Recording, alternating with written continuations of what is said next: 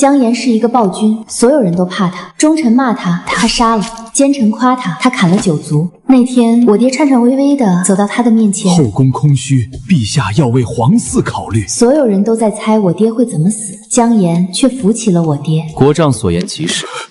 国丈，不行啊，陛下，小女她什么？她脑子有病！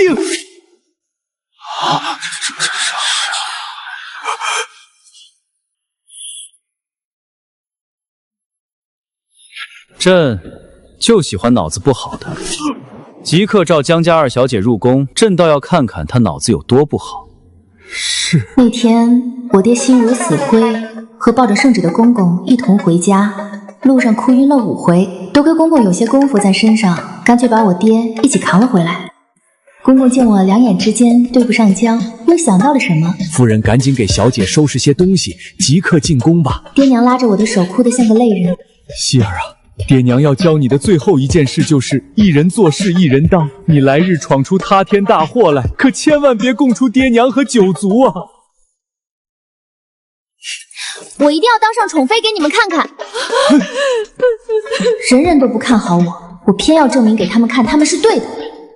一入宫门深似海，当天夜里我就被陌生的皇宫吓哭了，所有宫女来哄都不好使。娘娘，您哭什么？是不是想家了？我是害怕姜妍啊！哪个不听话的孩子没听过暴君的威名？简直是童年阴影。吵什么？传闻中青面獠牙的暴君，原来是个颇有风姿的美少年。擦擦口水。你可认得朕是谁？当我是傻子吗？居然问我这么简单的问题。你是我夫君。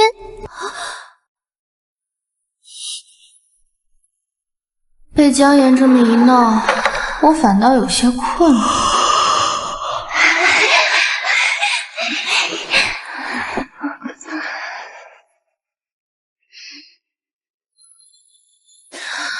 我不饿，中午不想吃了。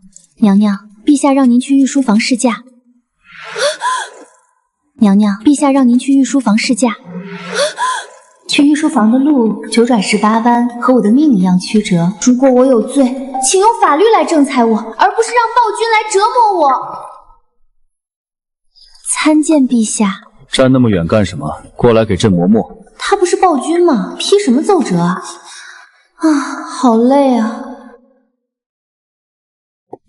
这暴君这么迟钝吗？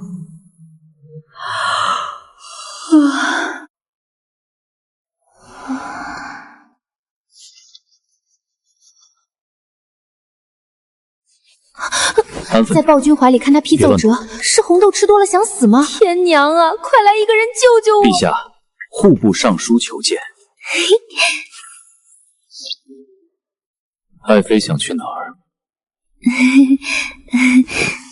刚刚不得体，这下得体多了。你抖什么？你来干什么的？陛下刚刚登基，天下才平定，百姓困顿。此时大兴土木，修建长城，陛下可有考虑过百姓？可有考虑过国库？我被户部尚书那一嗓子熬得7魂丢了3魄，说半天原来是他掏不出钱啊！先帝昏庸，奸臣当道，国库亏空多年，姜妍散尽家财，造反上位，对着穷得叮当响的国库，恨不得随先帝去了。我家别的没有，就是钱多，我有钱。尚书大人说的在理，国库空虚这么多年，尚书大人却从未亏待过自己。微臣家中世代从官，两袖清风，绝不会行不端之事。是吗？那朕就派人替尚书大人查一查9族，如果真和你说的一样，朕得赐你加官进爵；如果不是，朕赐你五马分食。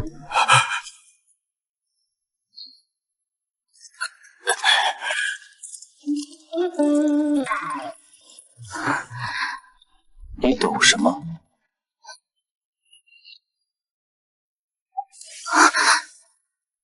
怕了？没有。朕最讨厌别人骗朕。爱妃这么乖，会骗人吗？臣妾骗谁都不会骗陛下的啦。是吗？爱妃可千万不要让朕失望啊！姜妍要处理户部尚书，一连好几日都没进后宫。我身为皇后，险些忙不过来，不是给莲藕挖洞，就是给草莓挖籽，偶尔还会去御花园锻炼身体。日子真是越过越有奔头。直到某天，好家伙，密密麻麻全是名字啊！后宫与前朝勾结，我爹是生怕我们九族能活下来啊！我看这张纸，越看越像给阎王点卯的名单。不会吧，这就来收我来了？太后娘娘有请。当今太后和皇上关系不好，这是人尽皆知的事情。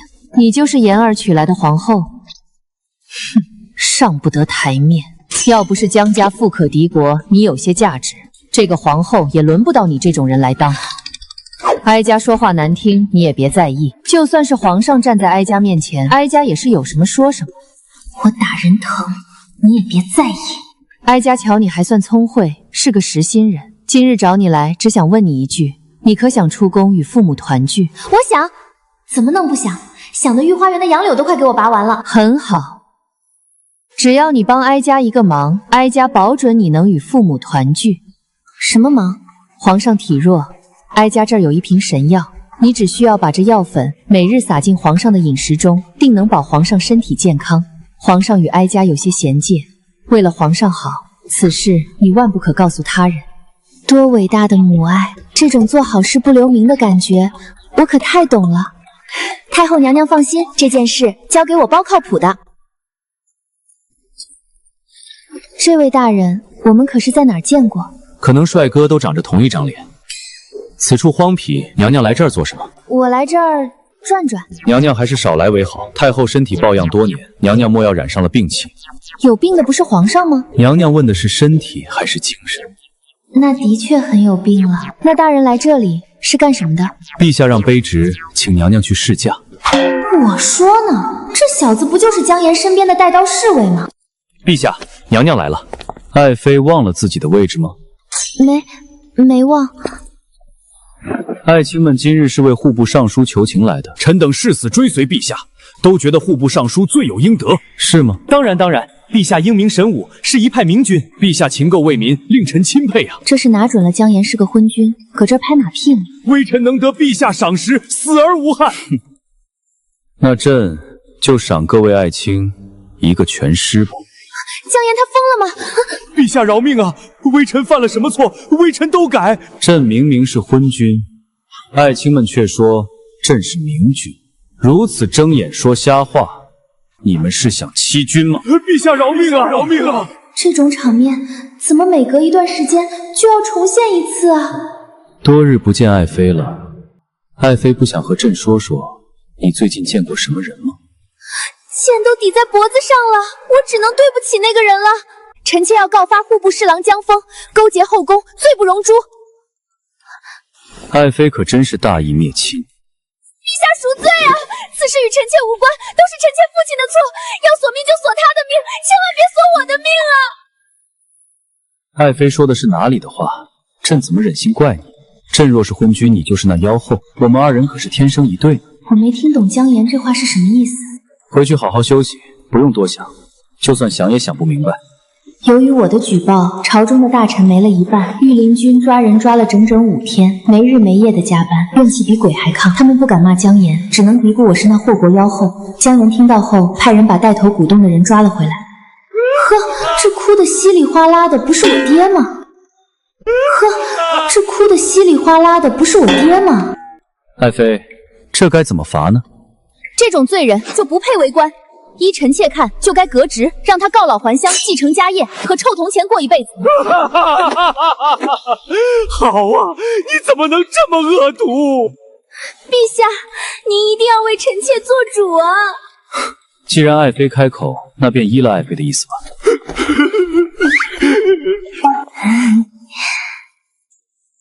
朕以前以为爱妃脑子不好使，今日看来是朕看走了眼。陛下说什么呢？臣妾听不懂。爱妃很怕朕吗？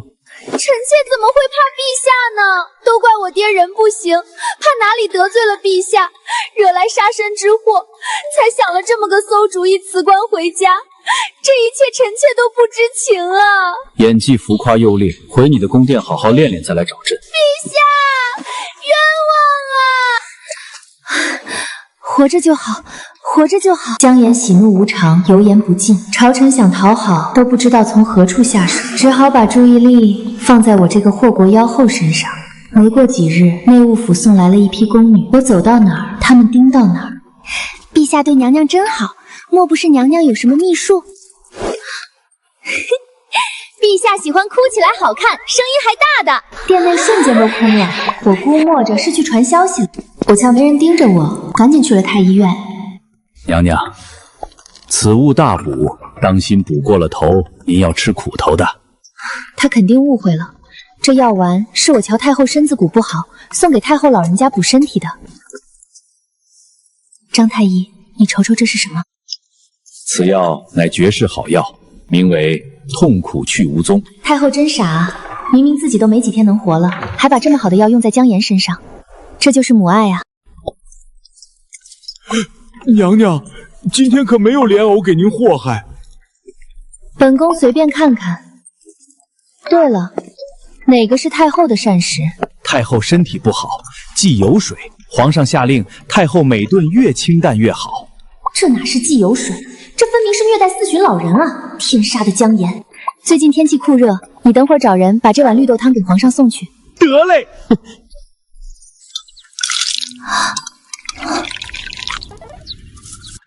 太后不舍得用的神丹妙药，我来帮她。至于姜妍嘛，年轻气盛的，吃点小药丸补补就够了。今天又是做好人好事的一天呢。娘娘，陛下请你去养心殿用膳。不会是被姜妍发现了吧？爱妃，此物可眼熟。臣妾不知呢。御书房主事的说，这是爱妃特意给朕做的，不知道的还以为爱妃想毒死朕。无稽之谈，陛下千万不要信。朕信了。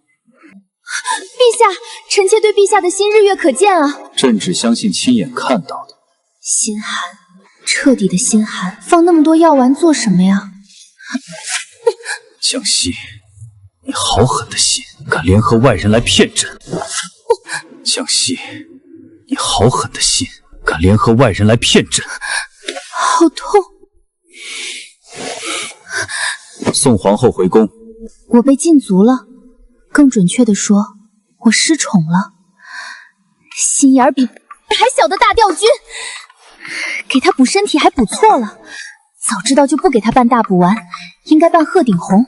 我以为那些大臣派来的眼线，在看到我失宠后会立刻消失，没想到不仅眼线没走，朝臣还上书为我求情。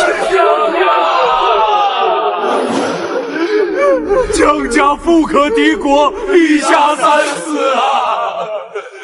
我爹听说这件事后，连夜派人送来了几条船的金银珠宝。可日，围在凤仪宫周围的侍卫被撤走了，我却哪儿也不想去。自从钱到位后，姜妍再也没来见过我，我心里莫名的难受。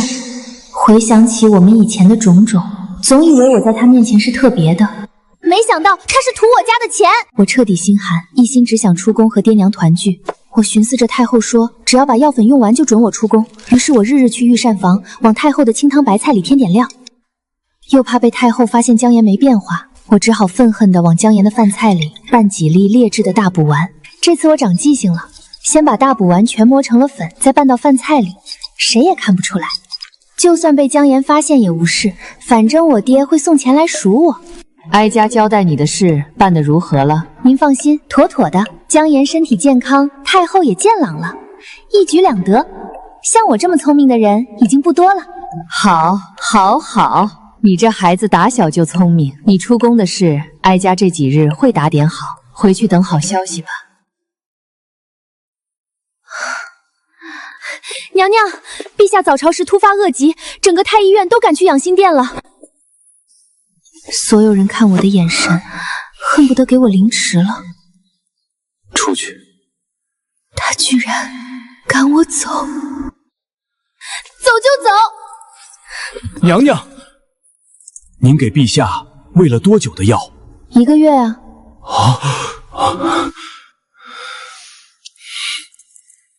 不是，就吃个大补丸，至于吗？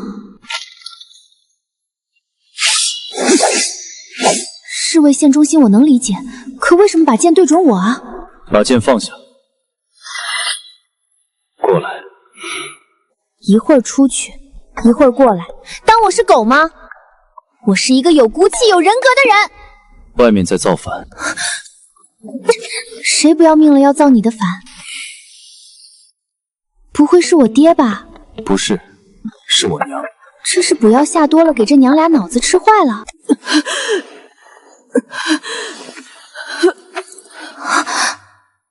别乱看。多年未见，母后懂了规矩，肯向朕行大礼了。孽障！哀家真恨当年没能掐死你。母后说笑了，朕若是死了，谁能在今日为您收尸呢？好你个废物！哀家让你下毒，你个蠢货把毒下在了哀家身上。哀家一世英名，居然着了你们二人的道。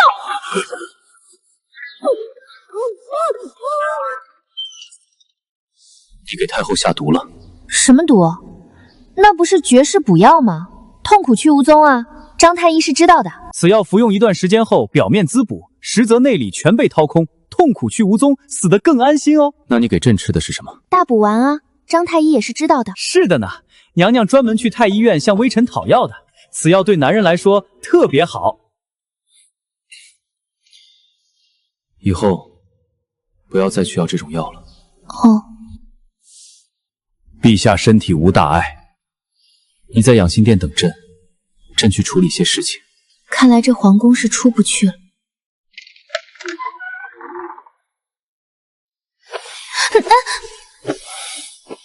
明明走的时候身上烫的人，回来却冷得跟冰块似的。爱妃，你想出宫吗？你走了，朕就真的成孤家寡人了。太后她咽气前曾说，她最恶心的人就是我，她到死都在讨厌我。其实她装可怜装的一点也不像，但我还是心疼这个爹不疼娘不爱的小可怜。好了好了，我不走了。真的？当然了，我答应过不会骗你的。你是图我家的钱才娶我当皇后的吗？爱妃，有没有人说过你记性很差？还真有，不过那是一个很爱哭的小鬼。他说他娘不要他了，我瞧他可怜，就在大街上捡回来了。你说爱像雨，要自在漂浮才美丽。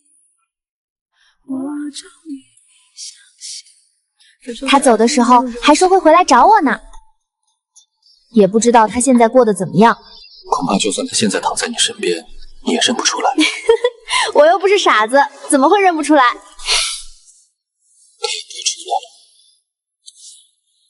没得睡了，不如来做一些提神的事。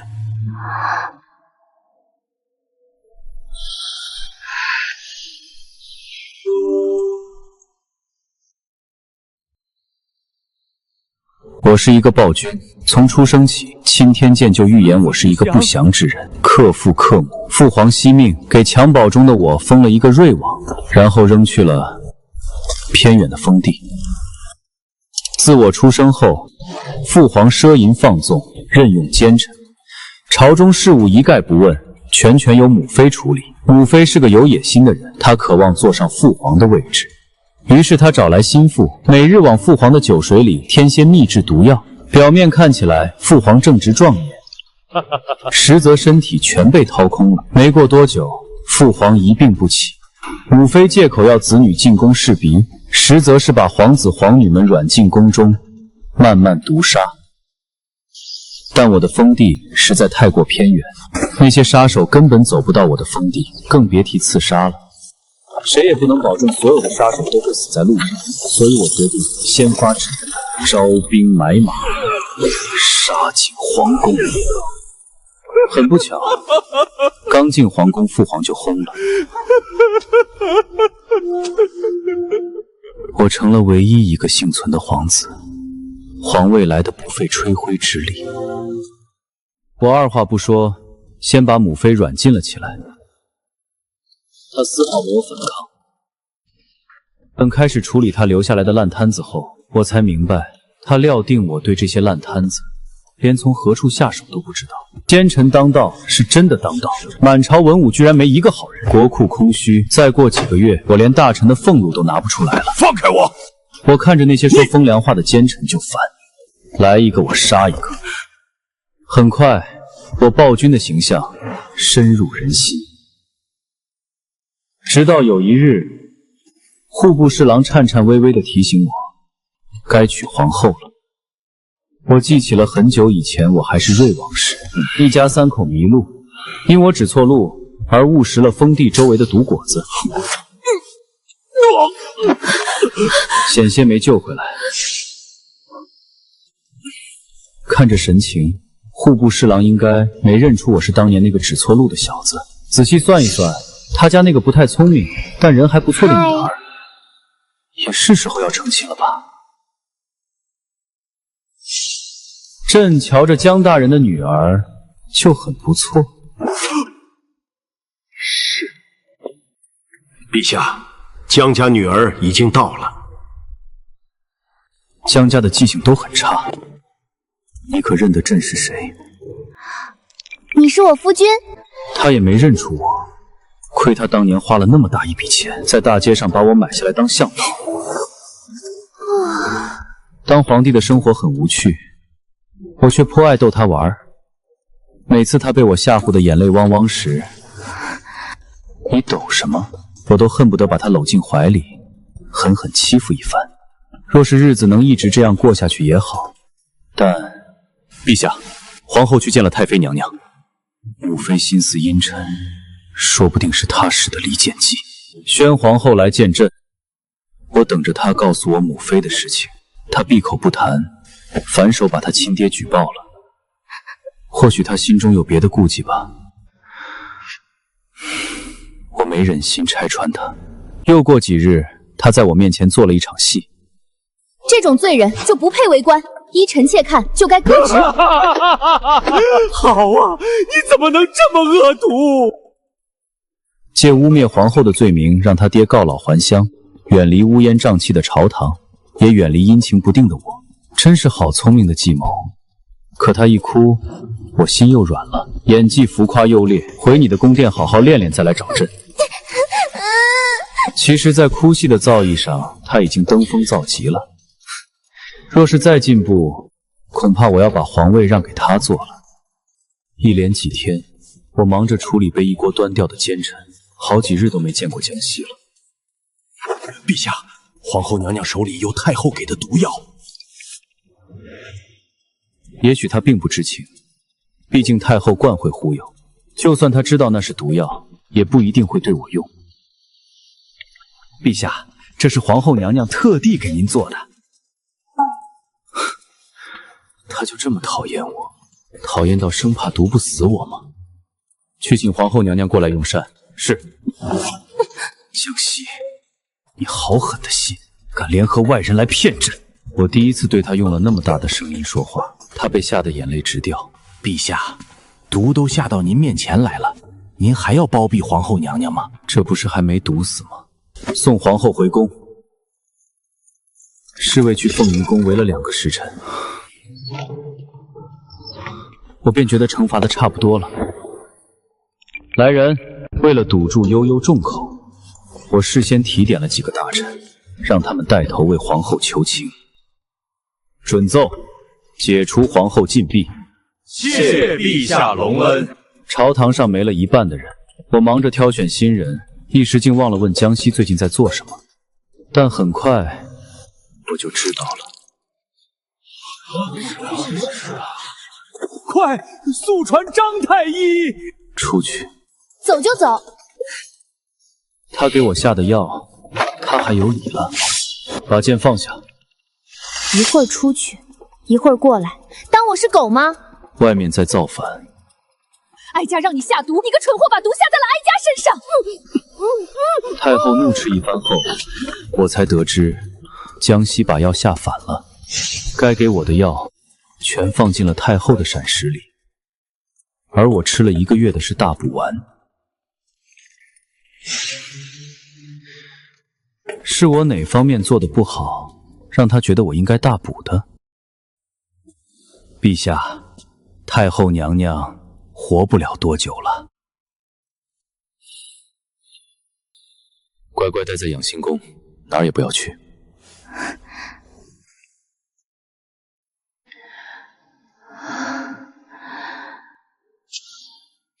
就是个扫把星。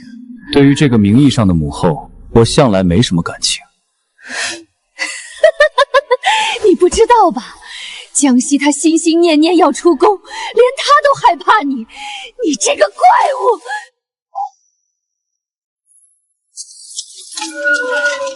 物！我杀人，他便诛心。明明是至亲，却谁也见不得谁好过。陛下，太妃娘娘去了。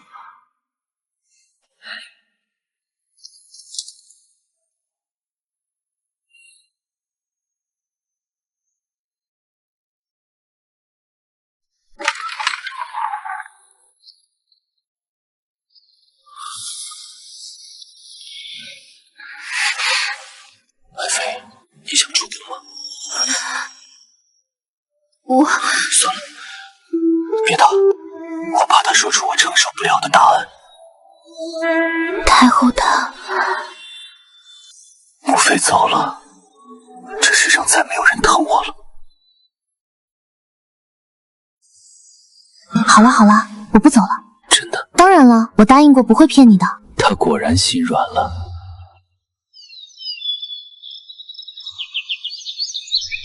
月亮西沉，太阳东升，属于我的阳光终于照进了屋子里。